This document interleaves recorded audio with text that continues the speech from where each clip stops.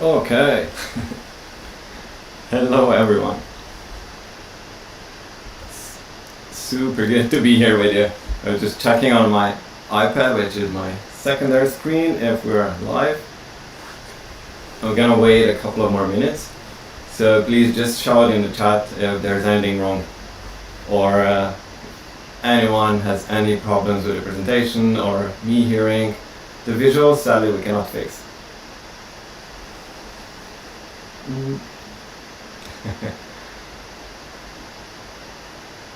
I'm looking at the smileys. It feels like Twitch or Discord, so I'm assuming smiley faces means all good.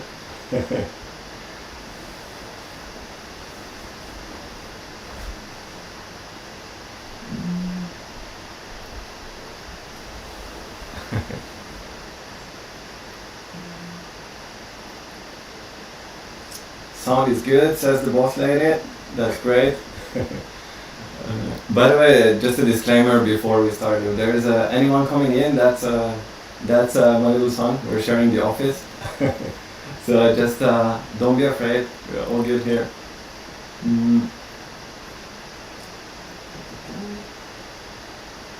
Great, great.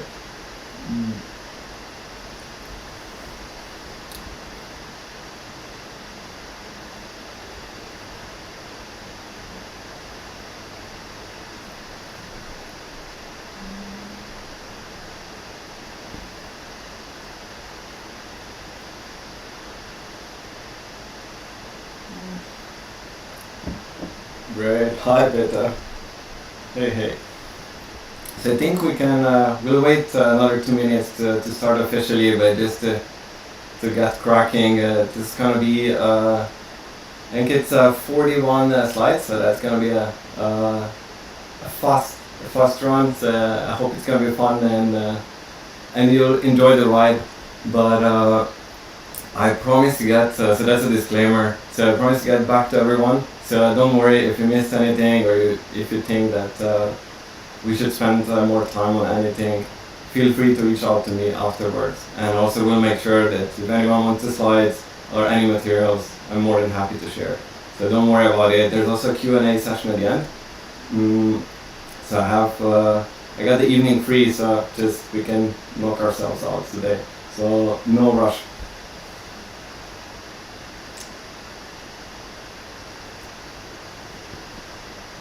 Oh, I see some familiar faces. Hey, hey.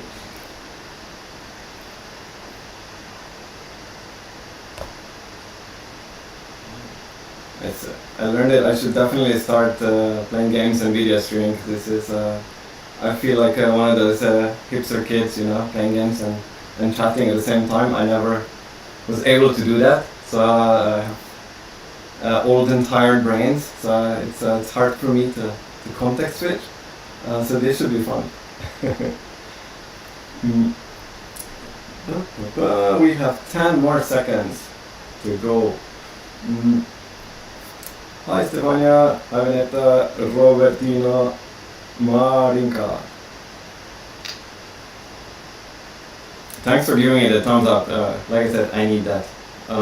And now we can officially begin. So with the obligatory who the hell am I slide, as I was introduced by fellow brainsters. I'm very, very old, or I started working really, really early. I prefer the second. So my name is Damian. I officially come from Slovenia. Been having the pleasure living in a lot of countries, working with a lot of companies, with very, very smart people, and as we're trying to explain what we do. As you know, like designers, it's even harder to explain what a design researcher does. So I always say that I'm a half designer, half researcher. Neither of those halves is very good. But as I was saying, I was very fortunate to work with a lot of startups, NGOs, and then the past 3 years I've been working with video conferencing. So what we're doing today is very, very close to my heart because it's a huge problem, not just during Corona, but before that, and I'm sure it's going to be after that. So I spent some years with Cisco, and now I'm doing a very similar thing with Pexip, where I'm kind of the hybrid between product and research. So I'm really enjoying being in between. But enough about me. There's a contact if you want to reach out. Like I said before, feel free. I promise to get back to each and one of you. It's what we're doing today is as important to me as it is to you. So maybe even more important to me. It's a learning both ways. As I was saying, I really enjoy research. I'm gonna look at research today. So on today's menu, hopefully it will look and taste better than the hot dogs we had this summer. So we're gonna look at what we mean by research. We're gonna look at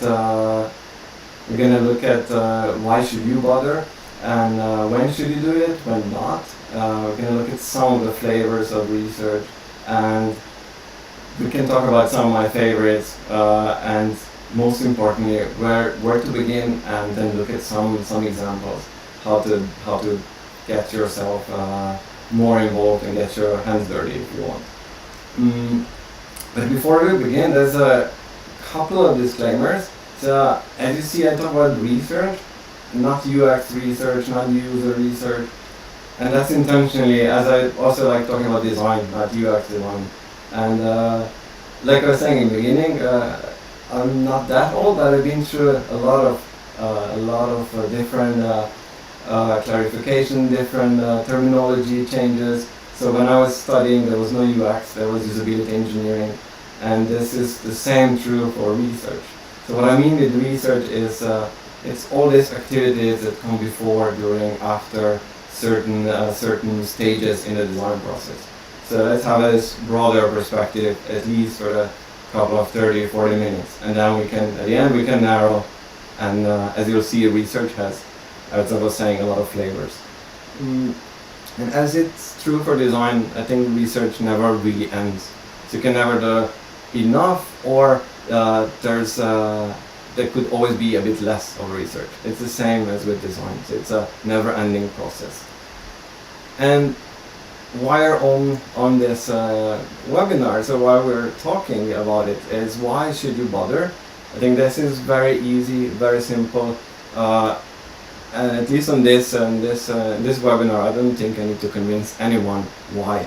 It's because you want to do the right thing. It means that we should not be designing products that the world doesn't really need.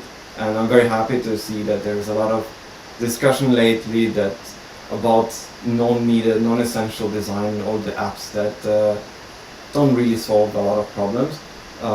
It's cool, but research tries to ask the questions like, okay, are we doing the right thing? And then the other half of research is design the thing right, which means like we should validate what we design, we should test it if you want, we should be sure that we're doing it right. You can also look at it from another angle. I'm sure a lot of you are familiar with Golden Circle, the idea that's became popular with Simon Sinek. I like the idea because it's like, as you see, why is in the middle. It all starts with why. So if we don't know why we're doing it, then the what, the product, the shell will be just an empty shell. But lately I've also been working with a lot of product people and business people, and they like especially this aspect of why. So why research? And this graph shows in a it illustrates really well why it pays off if you invest in research in the beginning. It's very cheap, and the cost of product change dramatically increases, which means you can do iterations, you can test very, very cheaply in the beginning, but it's going to cost you a lot in the end. So imagine you're a bit bigger organization, you have 100, 150 developers on a new product, and you want to make sure that they're doing the right thing. And you as the one researcher have this, as I like to say, it's almost like a power. So that's why the final disclaimer from my side is, it's again true for design and research, but with research I would argue you get more power. So as Uncle Ben was telling Peter Parker, the Spider-Man, it's with great power comes great responsibility. So just be mindful that if you do good research, you will have good arguments, and then you can come to the decision-making process and talk about it and say like, you see, we have the numbers, we have users on camera, it's just not working. But just be mindful that this also puts you in a different position. And with the disclaimers and the warnings and Spider-Man off the table, let's talk about when should I do. Oh yeah, I can replace the webcam. When should you do when should you do research? And just change the camera.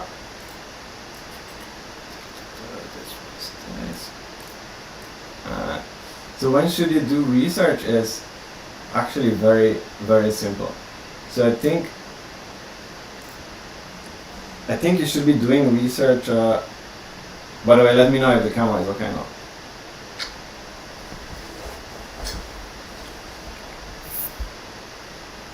Or I can also turn it off, so it's less important. But no, let me check. Sorry about that, I'll make it smaller and I'll move it back here. There we go. So now it should work. Yeah. Told me I moved it back down because it was covering the titles, but I made myself smaller. So I hope that's better. So back to when should you do research? Again, if we look at the design process in general, which here I'm using the double diamond, which is a very standardized way to look at the design process. So it has 4 stages, and you could argue that design goes in the beginning when you're looking at the definition of the problem, and then of course it comes in the end when you're validating the solution or solutions. But we couldn't be more wrong, because research as design is very iterative, and research is embedded in all those stages. So it's as we'll see today, it's not something you do before and after or at certain points. So it's kind of it's as agile as design and development, or it can be. But then it's also very, at least for me, it's very important to know when not when not to do research. So it's, for example, one of my favorite examples is when someone comes to you and says, like, I need to have something ASAP, like I need a new landing page next week, we're having an event. Like, this is obviously not the best time to go and put your research hat on and say, we're gonna do something very sophisticated, we're gonna look very deeply and take 3 weeks to understand the problem. This is not the right forum for that. And another one which I've seen a lot lately is people approach you with this kind of statements, which is very alarming. So when someone comes to me saying like, yeah, let's test this, I need some data on this, this usually means that they are already sitting on a product, they already have a product idea, or they know what they want, and they just want to have some validation that they are right. So, and I wouldn't advise you to be that person to say like, yes, you're right, and I'm gonna almost retrospectively do research that will fit into the purpose. Which leads us to don't do research for the sake of research. Same as I was saying with design. Because you gain some skills and because you become a bit more advanced designer because of some of the research tools, it doesn't mean you should be just sparkling research all over and say like, yeah, we should go back to the drawing board and start anew. This is not how you'll get bonus points with your peers and colleagues. So don't do that, and be smart about it. So research usually takes a bit of time, and it's advisable to look at it with a more structured mind. Talking about structure, there is we need to infuse this Austrian flavor. So there's at least as many flavors to research as it is different Ritter sports bars. But if you break it down, I think it's almost as simple as talking about quantitative and qualitative research techniques and methodologies. And quantitative are obviously about asking the what, how often, how many. They're aiming to get some more numbers to the problem. While qualitative research is all about the why. How do you feel about it when you use it? It's more about the context. And back to quantitative, it's usually the scope, the focus, it's a bit more narrow. So you know what you're looking for usually, or like the problem is defined. While with qualitative, it's much broader. So you ask open-ended questions and you're open for alternatives to problems and solutions. And in quantitative, it's when you do quantitative research, it's usually a bigger sample is needed. And contrary on qualitative, you get away with 3-5 users. You do the interviews, and then you get enough high-quality data. That comes also at not at a cost, but there's an obvious difference when you do quantitative and qualitative research when it comes to speed. So quantitative takes a bit more time to prepare, to collect the information, to structure it, the problems, the questions, and then of course to recruit the users for testing or comparison analysis. But then it's a bit faster to analyze because you can automate part of the process, or because it's basically looking at numbers and combining stuff. Was qualitative, it's much faster to begin with. You can just go to your favorite coffee shop and just start talking to people.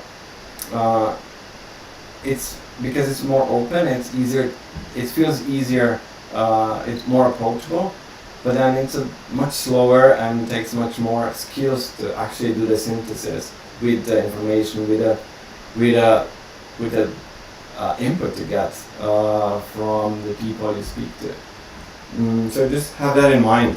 And this leads us to human bias. Of course, by default, there's less human bias on when you do quantitative research, and qualitative, it's much more subjective. So it's more open to interpretation, whilst quantitative, you can twist it, you can twist the numbers, but the result itself is not as prone to human bias. The interpretation is. And finally, as we were saying, quantitative research, it's all about the numbers. You want to slap a number on usability, for example, or on product quality. You want to see what's working, what's not working. Whilst with qualitative, you're talking about why it's not working. What's the context behind them? As it says in the slide, give meaning to facts. This is very, very important. And if we look at the methods, there's hundreds of methods, but just to give you an example of quantitative and qualitative methods and techniques, the obvious ones on the quantitative side, like questionnaires, surveys, benchmarking. It's basically also like card sorting. It's basically wherever you're able to sort and attach numbers and values. This is quantitative research. Also, eye tracking, for example, even though it's a method that looks at qualitative aspects, but it comes with a number. So you can say 50% of people struggled with finding the call to action button. So qualitative on the other side is much closer to old school research where you would go out and talk to people. So anthropology, ethnography, so things like field studies, focus groups, of course interviews, contextual inquiries, as you'll see, one of my favorites. So you go and talk to people and observe people in their native environment.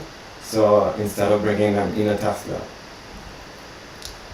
And I think you see where I'm going. So there's no silver bullet, and that's why I really like mixed research methods, which is nothing fancy. It's just a term describing that you don't look at what methods are better or worse, but you look at the questions and then you look at like, okay, what's the best approach to answer those questions? So then you use mixed methods, and with the animated heart, this is, in my opinion, the way you should be addressing as often as possible.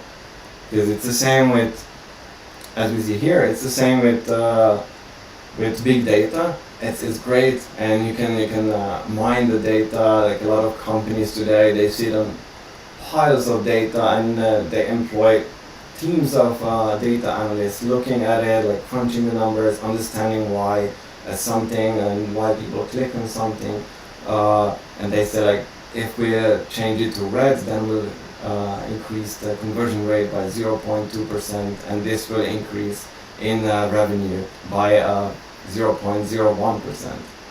Things like that. But then, as it says in the slide, it's once you're able to combine this big data, which is great, with thick data, so with deeper meaning, with context, then you have a winning combo.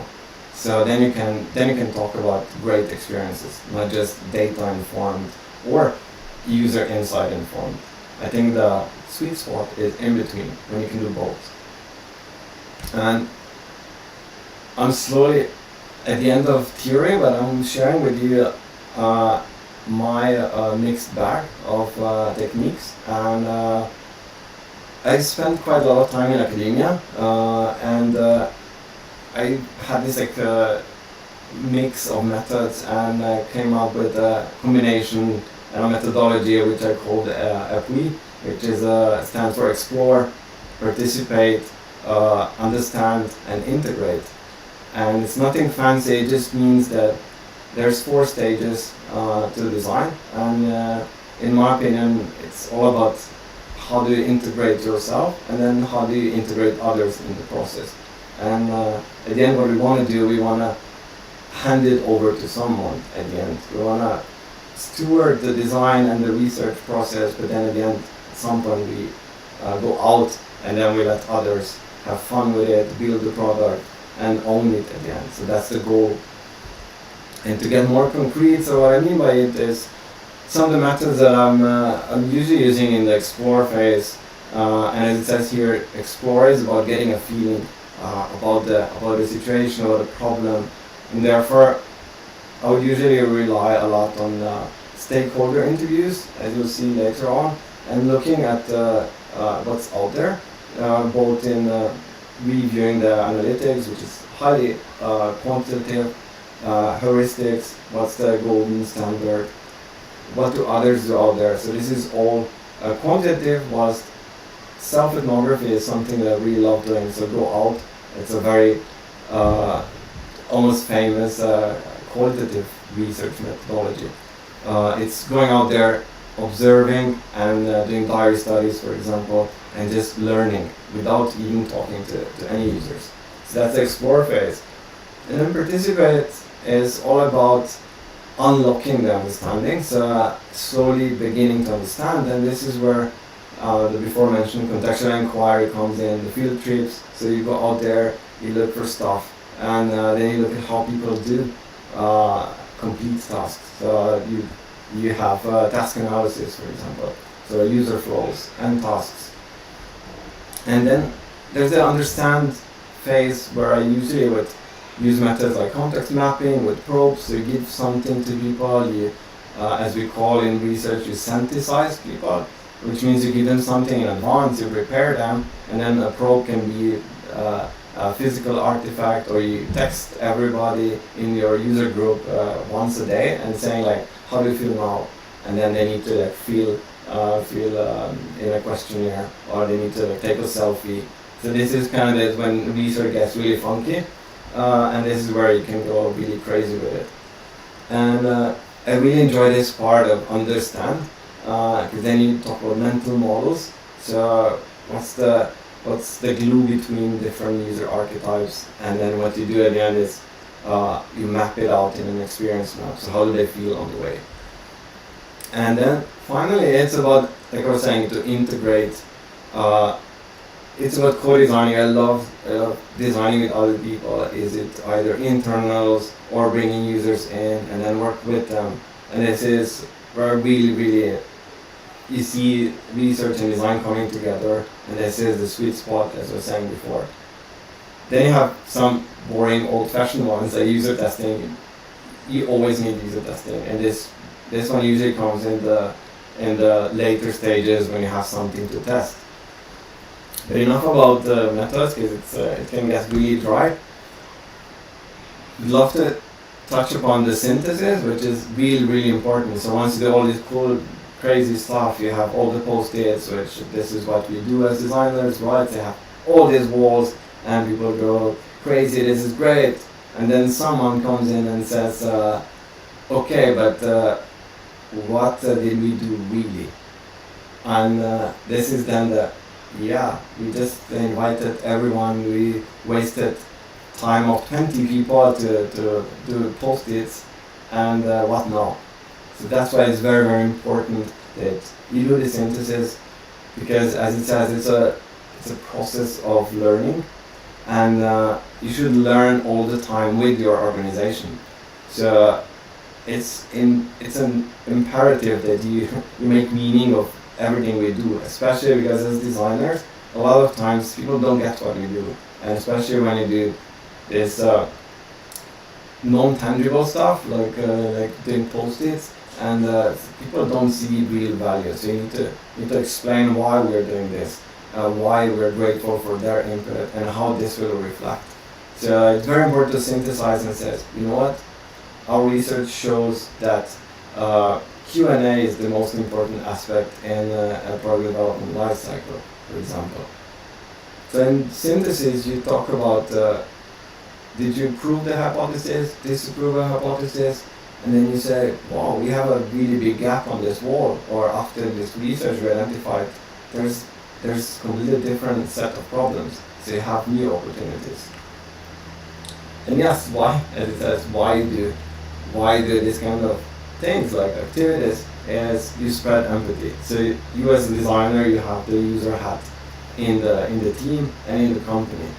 If you're fortunate enough to work in a bigger organization with full-time researchers, then they can do that for you, but you should be the steward of user centricity if you want. So you are the user advocate. Okay, so where do we begin? I would always state that you begin with knowing your friends. So who are your allies in the process, in the team, outside of the team, and the other thing is you need to make yourself and your work relevant to them, to the whole team.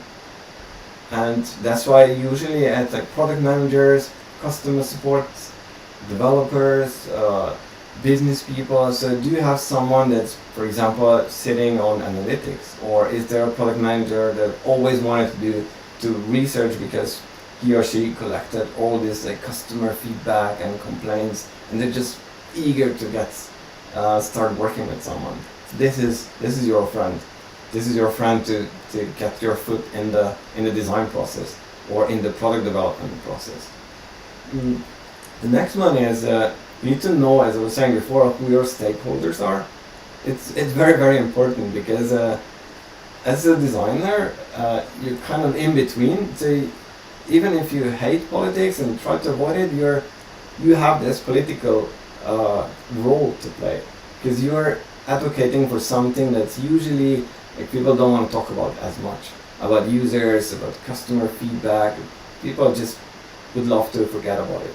So you need to know who the in-house and external stakeholders are, and you need to kind of connect with them.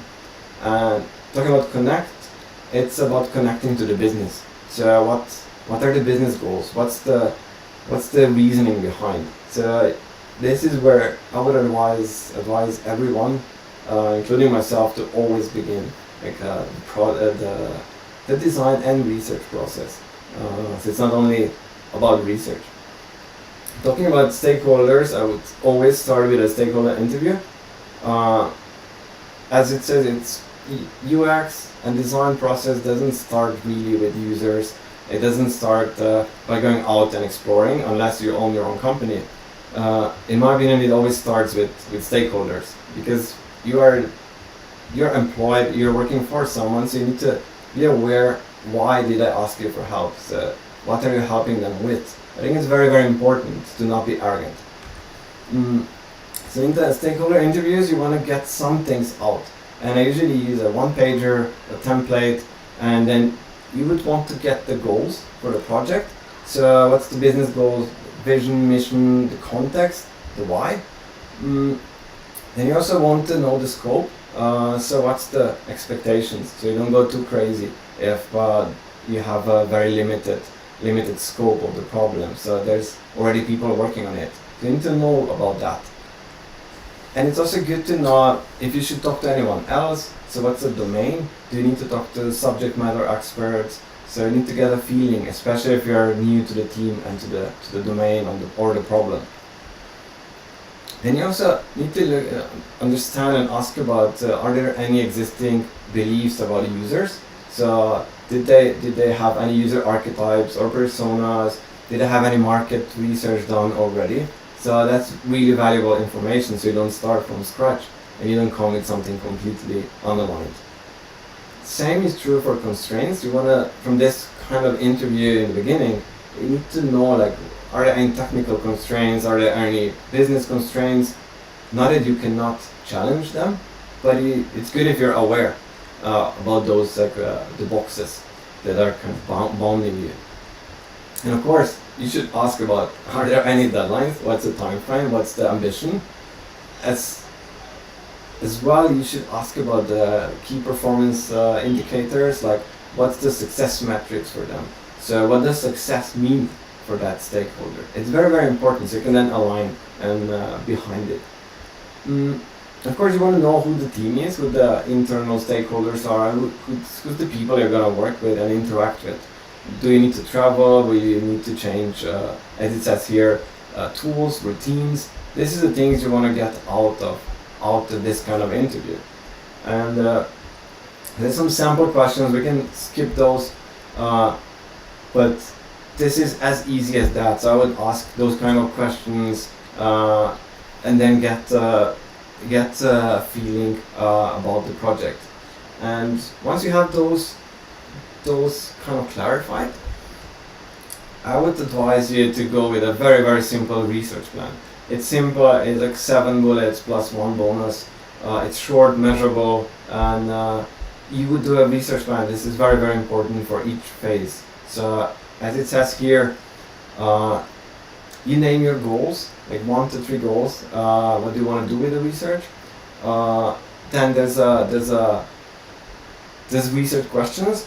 I'd advise using 2 to 5. So what are the questions we need to answer? So for example, we are having a webinar, so what's the question about if you want to research the quality of a webinar? I would say, like, users don't need to see my face, they are focusing on the slides. Is that true? This is also can be part of the hypothesis. So what do we know about the problem already? So why do we think users are okay with not seeing my video and they are focusing on the slides? Because slides is the content. So then you name the methods you want to use and the participants who you need to involve to make the research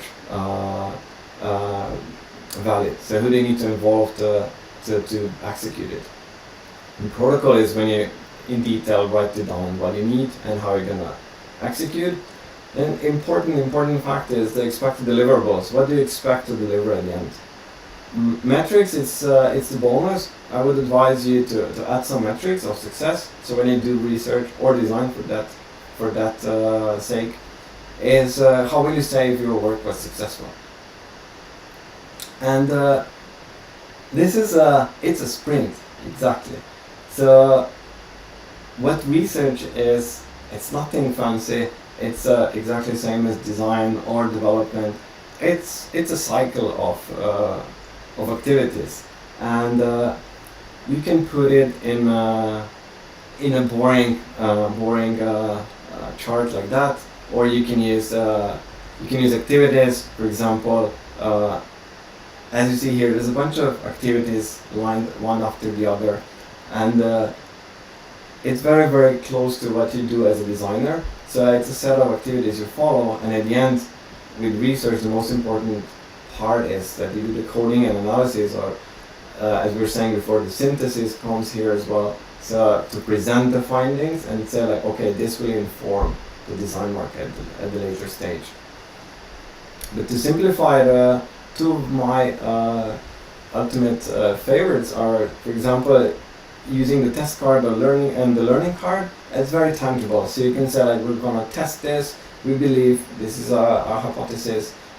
We believe that this is the reason, and to verify we will do this. So then you say how we're gonna test it, and the card has a KPI, like a measurement instrument, and we are right if. So it's really simple. It's in a card format. You can share it later with everyone, and same goes from the learning for the learning card. So this is just a template that's out there. You can start using, and it's very simple. And it's very important that non-UX people understand this kind of things. But if you find yourself like fell in love with research, then you can use all the crazy cool new tools which are popping up lately. So this is Dovetail, which is really great if you wanna do the sentiment analysis, for example, like it's shown in the video when you have interviews and then you wanna say like, okay, this is the common denominators, this is the tags if you want. So you can combine and do video reels, or you can go even crazier and come up with pie charts, you name it. So this is becoming more and more common today. So I'm very happy to see that companies big and small, they invest in this kind of body of work. So structuring research, and as people who worked with me or before and now, and most of my friends know, I'm very passionate about this structure. And when you collect stuff, it's very, very important that you kind of tag it and bag it. And there's a lot of traction with a tool like this. Like this is Airtable, and it's a glorified Excel spreadsheet.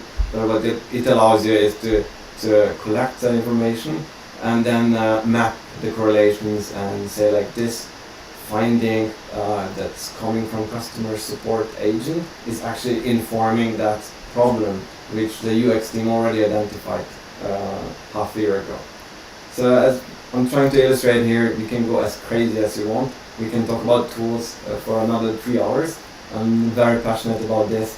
But now I think at this point it's very important that we just get through and cut the crap and see how we could tackle some of the real challenges. For example, this COVID-19, we are forced to do things like that, like what we're doing now, strictly online, everything is virtual. So let's look at 3 challenges. So let's look at Brainster that needs to do bootcamp remotely instead of in cool offices spread around Vienna, Skopje, and the rest of the world. So how would we tackle that challenge? And the other challenge is let's talk about Würstelstand in Vienna, and how could we do zero friction payments without touch. And then there's a third challenge about couch potato kids that are forced to stay at home, and they're getting super lazy with physical activity because they're not spending time outside with other kids when they go to school. So let's look at the first challenge, and we're gonna break it down, and just bear with me. We're gonna go through 3 research sprints. And let's say the client is Brainster. Timeline is super tight because we want to get online as soon as possible and want to get everybody that's signed up already to this experience as in person. The budget is moderate, and you will work with a team of 1 to 2 UXers on it. And what I would do in research sprint number 1 is to understand what the hell we're supposed to be doing. So we're going to have same level of quality as in person. Then to achieve that, we probably need to understand what drives the students and what are the key differentiators between online and offline courses. I would look at that, and for example, a hypothesis would be that we need to mimic the physical bootcamp as much as possible. I'm just making things up. Some of the methods we could use is, of course, a stakeholder interview to begin with, to understand like what does the team behind it, what do they really want to achieve, what's the motivation, what's the common experience they already have. We could also talk to some users and look at some of the tasks that has been otherwise accomplished, so do a task analysis. Participants, as said, business stakeholders and past brainsters, past participants, and maybe also users in this state that use any other online program. So I want to understand about the domain, about how it works. So, and we expect to map those needs, and if you're familiar with jobs to be done methodologies, we can call those jobs. So what's the jobs that what's the jobs today? And we expect to have material enough to start mapping the user journeys. And what we'll do is, there's a bunch of crazy cool activities. We go super creative. We grab the other designer. We start mapping the journeys, and then we say, like, okay, we think we have a pretty good idea, and we are ready for the next step. So we're ready to validate findings. We are ready to see, like, okay, is this enough to start designing? And let's say that the questions here would be, okay, we need to now nail it down, like, what's really a good experience? How can we make it better? So now we're going for these differentiators. So now we want to get into the flows and to understand, like, how can we make it better. Our hypothesis at this point changed, and we said, like, okay, we are actually attracting a completely different set of students. It's completely different. And then the methods are user interview, in this example, and experience mapping. Participants, the project team, because we're doing a bit of co-designing and validation, and then past and prospective students. So this time we are shifting towards, okay, who might be get to join, and can we start talking to those people and say, like, what would tip the scale? Deliverables are the experience map, and we want to make sure that we know the user archetype, so we know who the users are, and we're able to very confidently talk about their needs. Again, we do some magic, like we do all the time. We go on the with a bit more high fidelity prototypes and wireframes, you name it, and then we are ready. We have the solution, and we want to validate it. We want to say this is it, or we were completely wrong. Ideally, this is the sprint number 3 in this case, so we should not be wrong. So we're only validating if there needs to be some alterations on the way.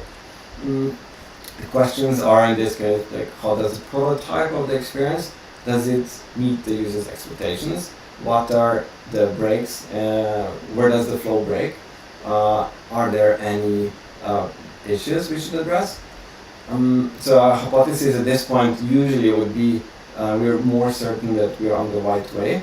And the test users, in this case, because we want to do a bit of co-design, they will appreciate to be invited in the design process. So yes, co-design. So we get our hands dirty together with some prospective prospect students, and then we want to do remote user testing as a method. Participants, past and prospective students, and the deliverables. As I was saying, we want to know, are there any blockers, usability issues, should we change anything, and to what extent? And then we have an awesome online experience, and everybody's super happy, and moves to the next challenge. Grabs a Wurstel. I lived in Vienna for 2 years, but my Wurstel pronunciation is still bad. So we moved to the second challenge, and this is like no touch Wurstel. So in this case, it's your favorite food stand or food truck, and the budget is super small. There's no budget. Timeline is tight, and this mom and pop store wants to move things online. Not to sell Wurstel online, but they don't want to have anyone touching their stand. So how do we do that? And we're not gonna go into free research screens this time, obviously. So this is a typical example of just enough research, as we call it.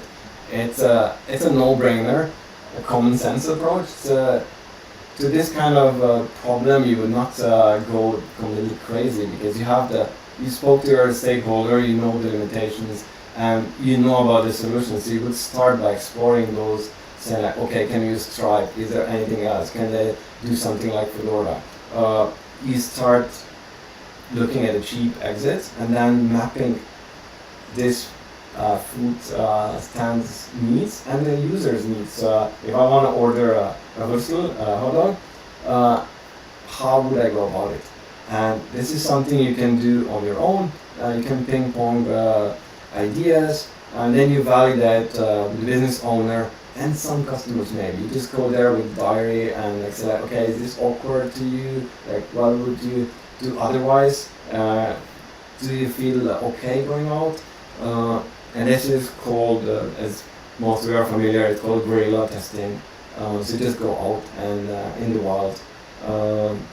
Don't get closer than 1 meter, but you can do the testing out there. If you want, in this specific case, you can do something like remote A/B testing. If you're doing with a mobile solution, then you can get a feeling about is there any general usability issues. And this is very, very cheap. You can do it. It's almost zero budget online, and you can get some feedback back. And then there's a third challenge, which is to improve physical activity of lazy kids. And let's say the client here is Lego. So we all know Lego, and they're a very serious company, so they would not design and develop a product that's made in a rush. So in this specific case, you got 6 months until the decision, and decision in this case means go, no go with the product. So there's no budget, because you and the team of 4 to 5 UX people, you need to come up with a proposal and say like, this is what we think we should do. And in this specific case, Lego tells you we're looking at both physical and digital products at this point. So there's almost no limitations. And this is something we would say is like a researcher's dream. And this is something that makes me happy if you get a challenge like that. And in this specific case, you would obviously, it's a high business risk project, which means in this case, you should not need to argument why research is needed. So you would invest a lot in understanding the business motivation, of course, but then qualitative research here would be really important.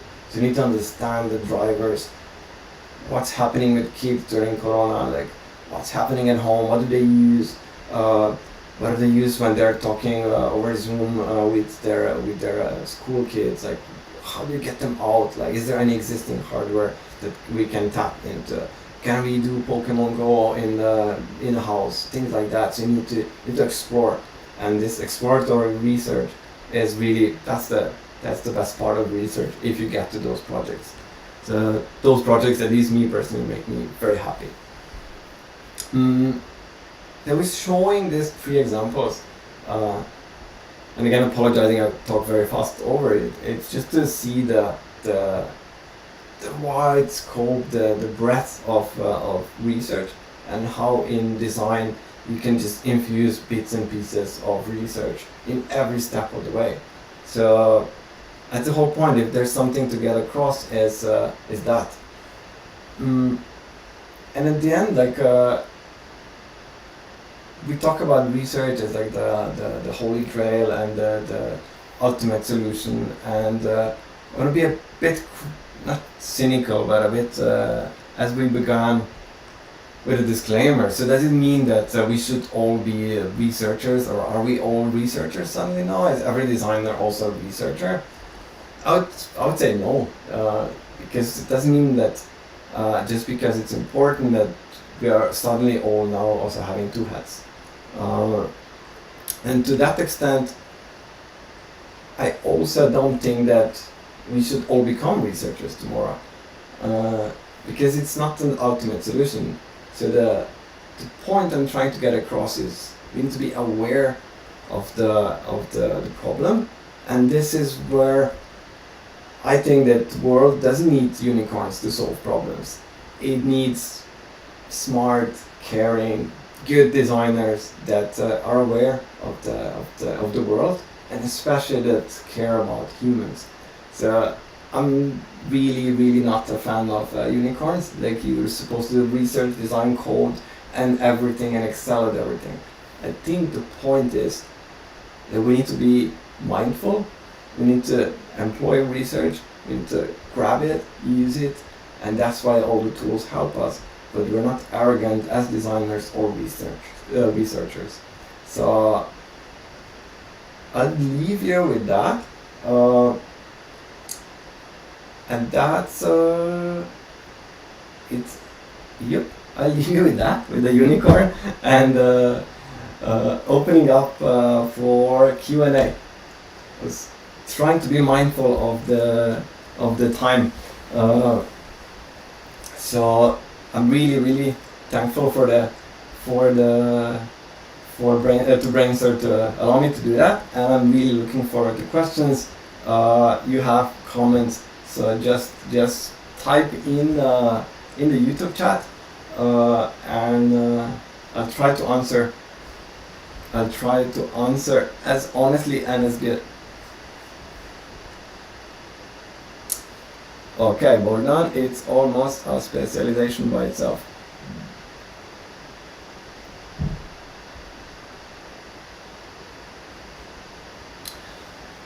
How do you implement, and before that research, universal design? Yeah. So with universal design, I mean design that's, because the universal design is one of those unicorn terms, in my opinion. So it's kind of this one solution to fit all, and it's universal design talks about accessibility, and it's everybody can benefit from our design solution, from the for example from the product we build. And in this case, like, personas are maybe not the best not the best way to begin. So it's definitely go by doing as many interviews as possible to cover. If I would know that it's a solution, for example, if we're talking about the Brainster Bootcamp, it needs to work for all. That's one of the things, right?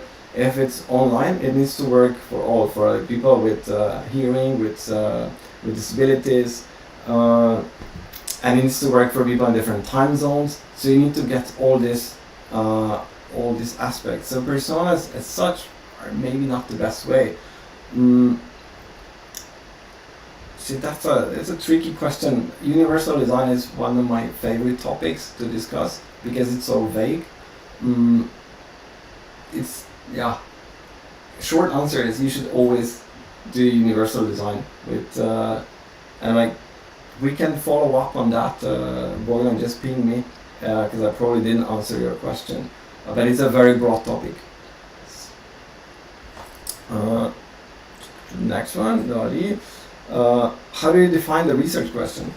That's actually, I think it's simple. It's you want to know, we want to narrow the scope. So if you go to the research questions we had in the examples, it's if going back to Brainster and the virtual bootcamp, what would be the first research question is, you want to answer with the research body of work, you want to answer it with yes or no. So that's a good research question, is the one you can put in slides and say this was the research question, and this was the hypothesis. So the research question was, how do people enjoy, for example, let's make it simple, do people enjoy online webinars as much as in-person lectures? And hypothesis would be, if they are done right, with proper video and content, they will enjoy them as much. And then you do research, and then all students say, no, this is shit. In-person is always better. And then you say, it was not validated. So that's a good user research question, in my opinion. Hope that answers. Yeah, Vianney, what's the biggest challenge when doing qualitative research? Thank you for all the simple questions. Qualitative research, I think it's the biggest challenge is that it's very easy to start, and then it's very, very easy to get consumed by it. And for me, that's the biggest challenge, because as mentioned, the human bias is there, and then you start feeling, and then it's very hard to detach yourself, and it's very, very hard to be objective. And that's why in the past years I've been becoming a fan of quantitative research as kind of almost like a counterbalance. So the way how easy it is to start, it feels like, oh yes, we should totally do it, everyone can do it, so everybody's doing it, but then to synthesize, to collect, it's really, really hard to then get to the meat and say like, this is actually what this research is about. So this is in my opinion the biggest challenge. Borgan, I promise to get back to the vague stuff. Good question, Sergey. If the world doesn't need unicorns, what do you think? Does the world need AI? Most definitely better with unicorns than AI. So, it's a good question. It's a bit of both. You will always need very smart people that can do a bit of everything. I'm a very good example of not a smart person, but a person that's been doing everything. And I'm currently doing everything, like from customer feedback to writing forms to collecting quants to doing user interviews and then also designing. So I'm the worst example of a unicorn, if you want. I just need to start coding. So it's not about that or AI evil as in general. You just need to have this healthy relationship, and that's why I'm having this cynical slides before about like I want to raise the awareness that there's no silver bullet to any design problem. And as for example, people like Jon Kolko, if you read, they call it the wicked problems. This is the problems we are solving. They're wicked. They need mixed methods to AI, unicorns, quants, qualitative.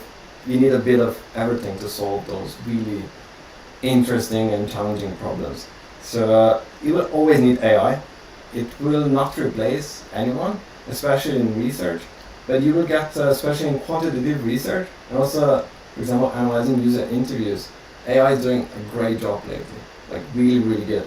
But you will always have one researcher going through and doing the analysis at the end. But I've seen some really crazy and scary stuff with sentiment analysis. So like what Google is doing, it can tell you if the person is sad, happy, and I think there's up to 10 different emotions just by listening. And Amazon just released their creepy wearable, which is doing exactly that. So that's where AI comes in.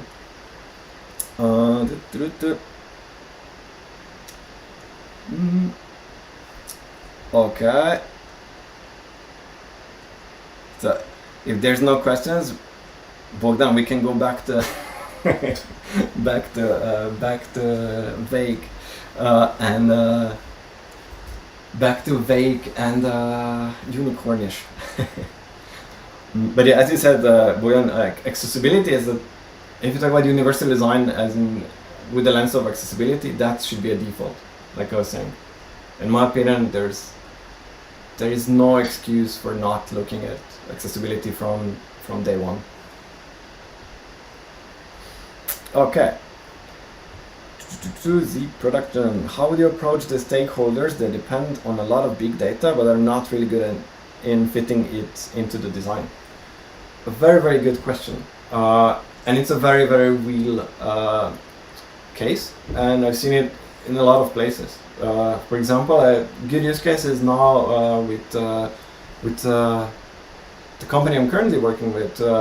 We just learned we have all this like data, we're collecting it, but it's about like how do you make meaningful connections, and it's about, for example, behavioral metrics, which is connecting different type of metrics into one. And I think how do you convince a company that's big on data? It's you tell them stories, and you tell them, don't you want to know this? Or you go and say like, you know what, your competitor is doing that, why are we not doing that? And it's, in my opinion, it's very easy to get to those people that sit on data, and you need to come with the right questions, and they're usually very happy to get back to you if they see like, oh shit, so like our work suddenly has a completely different purpose. So I don't know if that answers. But it's about you as a designer talking to these people. So it's not the company's problem if they don't utilize this data. It's our responsibility to go out and hunt for data and hunt for people who should help us tell the user stories with data.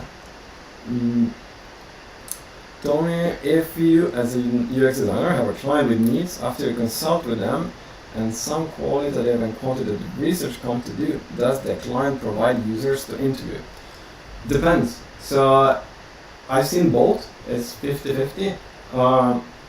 If you work with specific use cases, like for example, I work with healthcare a lot, and there you need the customer to come in because they're specific users. A lot of times, if you work for a consultancy, then the company will just hire a consultancy to do everything. So it's a bit of both. I always love to have my own panel, so to build panel and people who want to work on a continuous basis. So that's why I love working in-house, so you can have relationships. Of course, there's more bias, but it's always good to come back to the same people. So I would say it's a healthy balance. So in my previous work, we used 50-50. So we worked with new customers, non-users, which were recruited by an agency, and then we worked with existing customers and users. So the healthy balance is always good. Same here. Which statistical programs do you believe are the best for analysis, quantitative research? That's a very, very good question, and I'll give you a super blunt and honest answer. I'm really, really bad at numbers, like really bad. And so how I trick the system, I always find the person who's good at statistics. So, and then it can be like something in Python, can be SPSS, you name it. So I would always I was very fortunate about it. I would always go to someone that's working with metrics, with numbers. It's either on the development side, you have people who set the trackers, or you have on the business side people who sit in Salesforce. So that's a very honest answer, but I put data in Airtable, and then I look at correlations. But when you look at, for example, usability testing, we just use spreadsheets, which I can share after the call. So it's a formula that's already there, and then you just put the answers and you get result at the end. Same with system usability scale or other similar tests. So if you're doing heuristic analysis, it's the same thing. Then if you want to go super crazy about it, then you go to books like Jeff Sauro, benchmarking the user experience, and then you have these complex formulas. But to be honest, I've been doing this for at least 15 years. It's rarely been needed to go that deep unless you write academic papers. It's a very, very blunt and honest answer, so I hope. Yeah, not so much for academic purpose. Yeah, for academic purpose you need that, but if not, you don't need the fancy formulas. The templates that are out there with the formulas in Excel are good enough. They will give you one number, and the holy grail for most business stakeholders is to get singular usability metric or a singular metric in general, so one number. That's why everybody is doing that promoter score. It's, in my opinion, a really crappy way to measure quality, but it's something you can brag about and say like, yeah, my product has this score. So you need to simplify to one number. Oh, I know, Carmen. Thank you, Carmen. What were the biggest challenges you faced during the corona with user interviews, and how did you overcome them? Very good question. So we were actually forced in the previous project, so we were forced to move all research with a very specific customer, which was an insurance company, and we needed to do everything online. Everything that was, so we're doing customer journeys and research, and everything was done in person. So focus groups, synthesizing users with really nice exercises in person, then doing follow-up interviews. Everything was in person. And then suddenly Corona happened, we waited for a month, I think it was almost 2 months, and then it's like, we just need to do this. We cannot stall the project. So we moved everything online. how we did it, it was much more planning. Sensitizing was amazingly important, and the team, one researcher and one designer working on it with me, and they did a great job really doing amazing workbooks for the users. So we sent materials out before doing the interviews. So we also set tasks and they gave them a diary. So it's possible also when you want to do qualitative research, but it just takes much more time. But then the fun part was the analysis process. I shouldn't get Nikolai who was doing the analysis. It's actually faster, and we learned that it was better. So that was really interesting. Oh, thanks, Anita, and Samir. Yeah, no, SPSS is awesome. But if you are still at the uni, filling with R is actually a good idea. I've seen a lot of cool stuff coming from R, so I would definitely invest in that and just get away with SPSS to get the grades at the uni, but then move to something that's actually useful. Sarah, you can reach me anytime.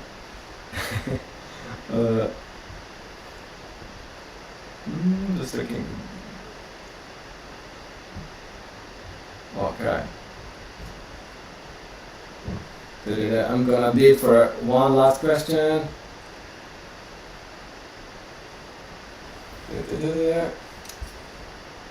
If not, you got my contacts. So it's really a pleasure spilling my guts here with you. I hope I wasn't patronizing too much.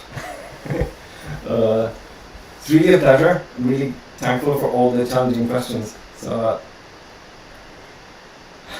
thanks, Bogdan. Thank you all. And please reach out anytime. And we have the last question. Oh, and it's Ignar. Hello. Need to wave. Based on your experience, is it more effective to gather insights and then design, or design an idea, prototype to validate or test? Good question. If you would ask me a couple of years ago, I would say let's build something and test the shit out of it. Now I would say let's make sure that we're doing the right thing. It makes sense. So the wiser Damian would say it's worth investing a bit more in advance before getting everybody excited about the next cool startup, or product that may look great, have great usability testing, but there's no value for it long term. So I would say, it's to your question, I would definitely gather as many insights as possible. And the good thing about all the big data that's out there, there's so many insights that are just lying out there. So if you want to come with a cool idea, just tap into pools of data and then do some qualitative research around it, and you can have a perfect spin-off, in my opinion. No need to start with prototypes immediately. But that was a perfect last question. Ignar, it's really good. So we worked with Ignar. Oh my god, that was one of the first design challenges. Many years ago. I'm very happy to see familiar faces. But thanks everyone. I think that's it. You can call it an evening or a day. For some, like Ignar, it's definitely not an evening. And thanks again. It's really great spending time with you. Bye bye.